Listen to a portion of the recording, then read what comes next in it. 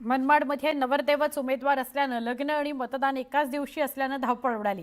शिवसेनेतर्फे उमेदवारी मिळालेल्या रोहन सांगळे यांना मतदानाचा हक्क बजावला। नवरदेव असलेल्या या उमेदवाराशी बातचीत केली आमचे प्रतिनिधी बब्बू शेख यांनी। माझ्यासोबत बोलण्यासाठी रोहन सांगळे हा तरुण आहे। त्याचं आज लग्न आहे आणि विशेष म्हणजे या निवडणुकीत तो शिवसेनेच्या वतीने उमेदवारी देखील करत आहे। आताच त्याने मतदान केलेलं आहे। त्याच्याकडून जाणून घेऊया का मतदान आणि लग्न एकाच दिवशी आल्यामुळे त्याची कशी धावपळ झाली आणि त्यांनी कसं मॅनेज केलं, त्याच्या भावी पत्नीचं काय म्हणणं आहे।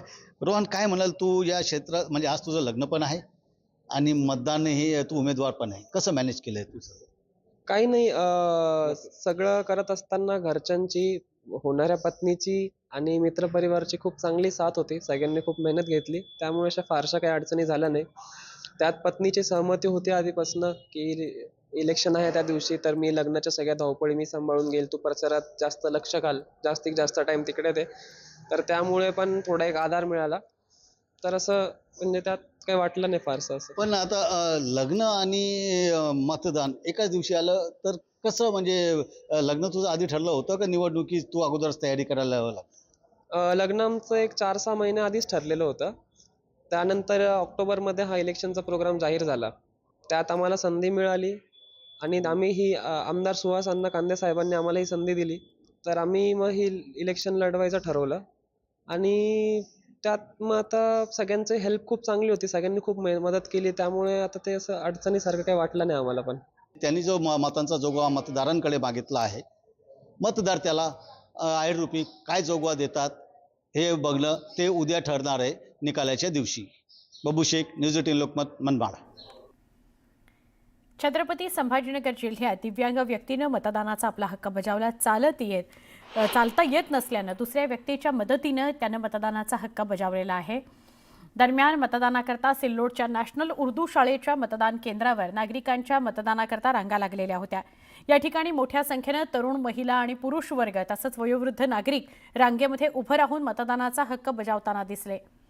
दिव्यांग व्यक्तीने सुद्धा आपलं कर्तव्य पार पाडलेलं आहे। तर बीड नगरपंचायत निवडणुकीमध्ये मतदारांना सुरक्षित मतदानाचा हक्क बजावता यावा याकरता मोठा पोलीस बंदोबस्त ठेवण्यात आलेला आहे।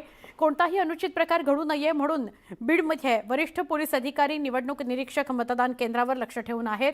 संवेदनशील मतदान केंद्रांवर पोलिसांची विशेष करडी नजर आहे।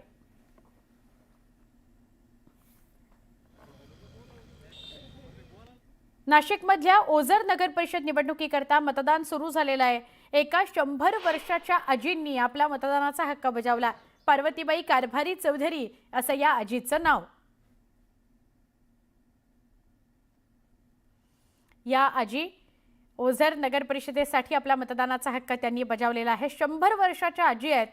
स्वतः चालत मतदान केंद्रापर्यंत आल्या आपल्या नातेवाईकांसोबत आणि त्यांनी आपला मतदानाचा हक्क बजावला। माजी आमदार डॉक्टर सुधीर तांबे आणि त्यांची पत्नी दुर्गा तांबे यांनी मतदानाचा हक्क बजावला। संगमनेर नगरपालिकेमध्ये तांबे थोरात विरुद्ध खताळ विखे अशी लढत होत आहे। काँग्रेसकडून सत्यजित तांबेंच्या पत्नी मैथिली तांबे नगराध्यक्ष पदाच्या उमेदवार आहेत, तर शिवसेनेकडून आमदार अमोल खताळ यांच्या भाऊजय सुवर्णा खताळ या रिंगणामध्ये उतरले आहेत।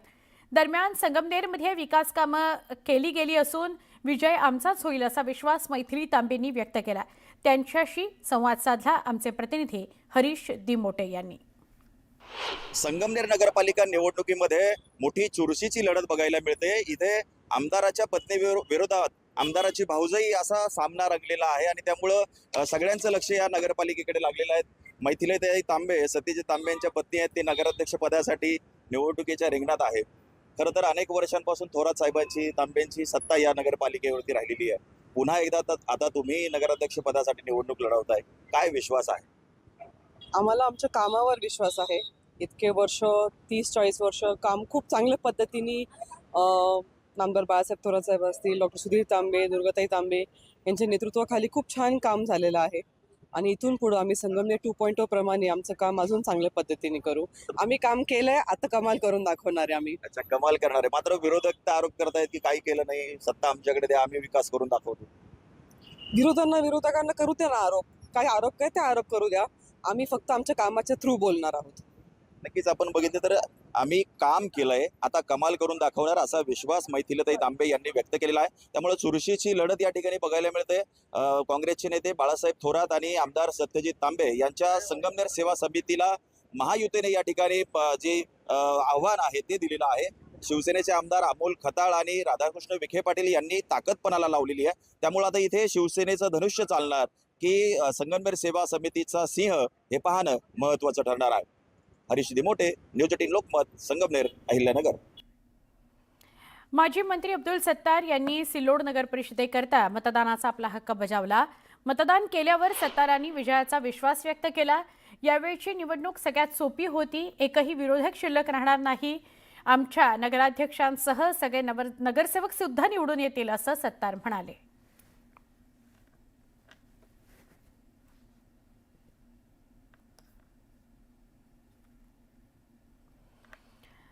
चंद्रपूर जिल्ह्यातील वरोरा शहराच्या लोकमान्य टिळक विद्यालय मतदान केंद्रावर खासदार प्रतिभा धानोरकर यांनी आपला मतदानाचा हक्क बजावला.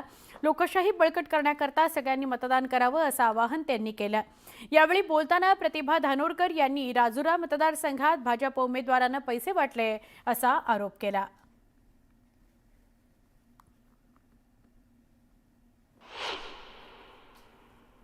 नक्कीच आज खऱ्या अर्थानं मतदानाचा दिवस आहे आणि मतदान म्हणजे लोकशाहीचा एक पद्धतीचा उत्सव आहे आणि या उत्सवात सगळ्या मतदार बंधू आणि भगिनींनी सहभागी व्हावं असं आवाहन मी या ठिकाणी करत आहे.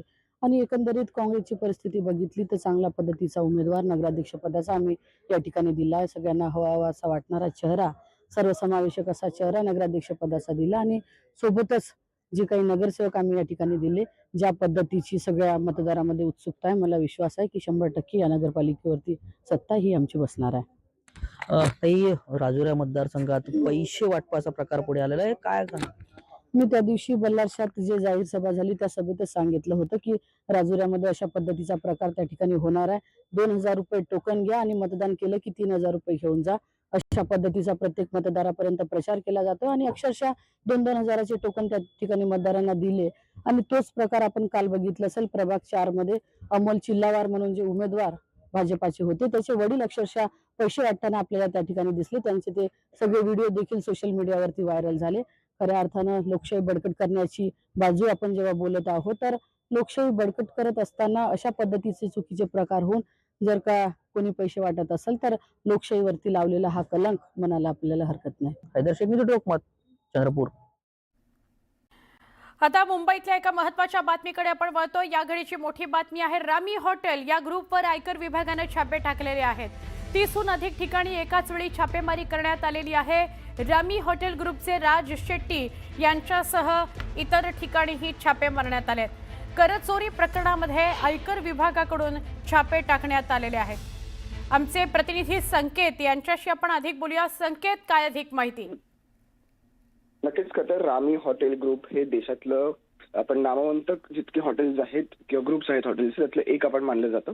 खरं तर आज सकाळपासूनच या हॉटेल्सच्या या हॉटेलवर म्हणा किंवा या हॉटेलशी निगडीत असलेली जितके लोक आहेत, डायरेक्टर असतील, मालक राजू शेट्टी असतील, यांच्यावर सुद्धा छापेमारी सुरू झालेली आहे. त्याच्यामुळे आणि ही छापेमारी जी आहे ती आयटीची आहे. त्यामुळे नक्कीच हे कुठेतरी कर प्रकरण म्हणजे टॅक्स संदर्भातली ही छापेमारी आणि एक पहाटेपासून आपण जर पाहिलं तर हे सगळं जे सर्च ऑपरेशन आहे हे इन्कम टॅक्सकडून सुरू झालेलं आहे. आणि एक आपल्याकडे जी आलेली माहिती आहे त्यामुळे जवळपास 30हून अधिक ठिकाणी ही एकाच वेळी सर्च ऑपरेशन सुरू आहे. म्हणजे राजू शेट्टींचं घर असेल किंवा इतर काही अधिकाऱ्यांची घरं असतील किंवा इतर काही इस्टॅब्लिशमेंट्स असतील, अशा ठिकाणी छापेमारी सुरू आहे. नक्की, धन्यवाद माहिती दिल्याबद्दल. रमी ग्रुपवर छापेमारी करण्यात आलेली आहे. आयकर विभागाने ही छापेमारी केली आहे आणि एकाच वेळी 30 ठिकाणी ही छापेमारी केली जाते.